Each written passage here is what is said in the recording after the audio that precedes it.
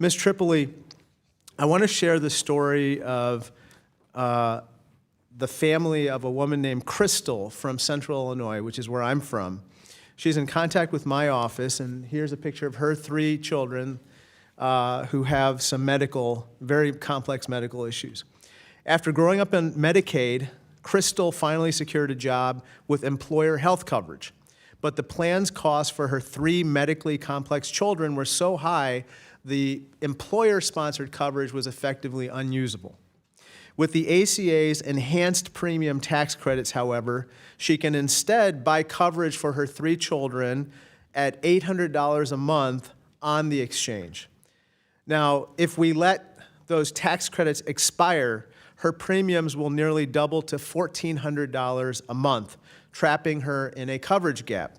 Ms. Tripoli, the Medicaid coverage gap, which Krystle is experiencing, affects millions of Americans who earn too much to qualify for Medicaid, but not enough to afford private health insurance coverage. That's why the tax credits were created in the first place, to enable people to afford, like Mr. Jacobs and others, the health insurance that's available on the exchanges. And Mr. Jacobs, I'm also on the exchange like yourself. So here's my question to you, Ms. Tripoli. Unfortunately, Krystle doesn't have an extra $600 a month to pay for her insurance. So to get out of the coverage gap, she would be forced to leave her job so that her kids can qualify for Medicaid coverage, because the only alternative to risking their health is basically going without coverage, which is a choice no parent should ever have to face. Ms. Tripoli, Krystle's story is not unique, right? It is absolutely not unique, and you're highlighting the exact reason why we need the enhanced premium tax credits extended immediately, not to mention the challenges that were imposed from H.R. 1 in terms of Medicaid work reporting requirements, and how difficult it will be for people to meet, who are working, but to meet those requirements under the new federal rules. And so there's absolutely a need for families like Krystle, and there are millions of families like hers across the country, to get the relief they need right now, and that's through extending the enhanced tax credits. Folks, as we approach the holiday season, please keep in mind families like Krystle's. I mean, we have to extend these, even if we are going to negotiate future iterations of these tax credits. Let's do the humane and right thing, which is to extend these tax credits for some period of time while we negotiate the rest of the ACA. Mr. Jacobs, you recently wrote this article entitled, quote, "The middle class can't keep up with persistent inflation forever," right? Yes. It was from December 1st of this month, right? That's correct. You wrote, quote, "American households feel stuck in an ever-growing vice by prices rising faster than their incomes can keep up," correct? Yes. Donald Trump recently claimed that the affordability crisis is a, quote, "hoax." You wrote in this article, and I agree with you, quote, "Trying to claim inflation doesn't exist won't cut it," correct? Sure.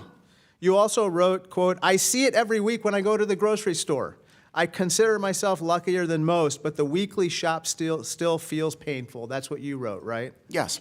You also in part blamed Trump's tariff policy for high prices on things like bananas and coffee, writing, quote, "It seems foolhardy ever to have imposed levies on items that our climate won't allow us to grow in sufficient quantities domestically, but at a minimum, ending the tariffs will provide a bit of relief." That's what you wrote, right? That's correct. Despite controlling the House, the Senate, and the White House, Republicans have done nothing to bring down high prices. On the contrary, your article title could not be truer, Mr. Jacobs. The middle class cannot keep up with persistent inflation forever. President Trump's tariffs only make them worse. Now let me turn to my final topic, and that's AI. Ms. Tripoli, AI has become increasingly prevalent in healthcare settings. In fact, a recent study from Rand Brown University and Harvard found that 1 in 8 adolescents and young adults use AI chatbots for mental health advice. You don't dispute they found that, right? No, I do not. Time magazine recently reported that when asked about self-harm, some of these bots have offered guidance on how to, quote, "safely cut oneself," or what to include in a suicide note. Ms. Tripoli, again, this is what Time and other news outlets have been reporting, right? Correct. My home state of Illinois has banned AI chatbots from offering any kind of psychotherapy for anyone. Other states have similarly instituted different guardrails for AI. Unfortunately, there's a move currently from the White House to preempt all state laws with a national law preventing this type of legislation that Illinois and other states have instituted or enacted to put guardrails on AI. Dr. Obermeyer, your testimony today, and we read through your testimony, does not endorse preemption and in fact does not even mention it, correct? Correct. Mr. Chair, the majority's own witness did not mention preemption in his testimony because it's premature. There are great things happening in red and blue states alike that are protecting our children.